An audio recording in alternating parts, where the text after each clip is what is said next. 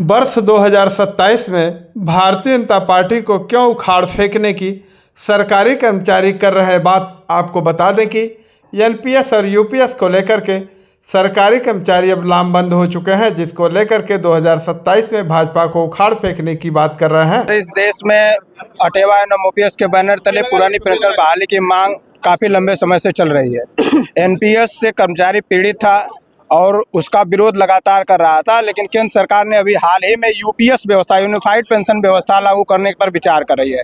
1 अप्रैल 2025 से इसे लागू करने की केंद्र सरकार के कर्मचारियों को में लागू करने की घोषणा भी की है। उसी का विरोध हो रहा है। पूरे देश भर के शिक्षक कर्मचारी यूपीएस और एनपीएस का विरोध करते हुए पुरानी पेंशन बहाली की मांग कर रहे थे। हमारे राष्ट्रीय नेतृत्व के आह्वान पर आज हम लोग पूरे देश के सांसदों को यूपीएस और एनपीएस के खिलाफ ज्ञापन दे रहे हैं कि इसकी वापसी की जाए, पुरानी पेंशन व्यवस्था की बहाली की जाए। और उसी के तहत हम लोगों ने आज सांसद जी को, आदरणीय सांसद जी को ज्ञापन दिया है। अगर यूपीएस और एनपीएस लागू किया जाएगा तो क्या नुकसान होगा? यूपीएस और एनपीएस से दोनों से सरकारी कर्मचारियों का भविष्य अंधकारमय है। सरकारी कर्मचारी अपने आप को सुरक्षित नहीं महसूस कर रहा है, ठगा है। सरकार हमको केवल बरगलाने का काम कर रही है। एनपीएस और यूपीएस में केवल बरगलाने का काम कर रही है। हम सीधी एक मांग सरकार से करते हैं कि पुरानी पेंशन व्यवस्था वही जो 2005 के पहले वाली थी, उसी को हमको वापस कर दीजिए। जैसा आप लोग की मांगे है पूरी नहीं होती, उसके आगे क्या कदम उठाएंगे? आगे पूरा संगठन ने एक रणनीतिक आंदोलन की पूरी रूपरेखा तैयार कर ली है और 1 अक्टूबर 2023 को दिल्ली के रामलीला मैदान में जो नज़ारा शिक्षकों और कर्मचारियों का देखा था ना, उसे बड़ा 1 मई 2025 को दिल्ली के जंतर मंतर पर देखने के लिए सरकार तैयार रहे। उसके बावजूद भी नहीं होता तब आगे क्या करेंगे? सरकार को उखाड़ फेंकने का काम भी इस देश का सरकारी कर्मचारी करेगा। संसद जी, आज आपको अटेवा संघ के लोगों ने ज्ञापन सौंपा, क्या मामला था? इसको लेकर के आगे क्या कार्रवाई हो रही है? देखिए, पूरे प्रदेश के जो कर्मचारी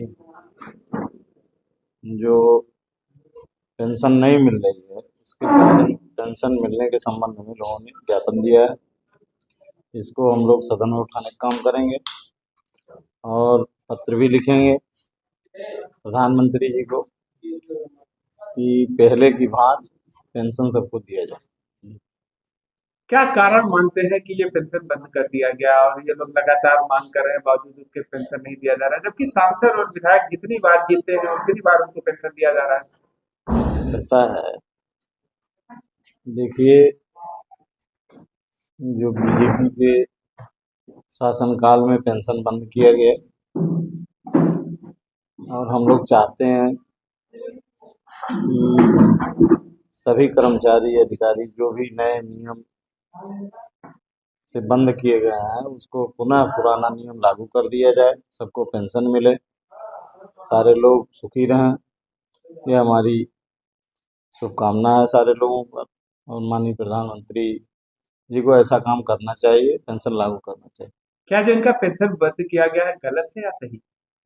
अब देखिए, पेंशन मिलने पर परिवार के लोग, जो रिटायर होकर आदमी जाता है, अगर पेंशन नहीं पाता है तो परिवार में उतनी सुख सुविधाएं नहीं मिलती।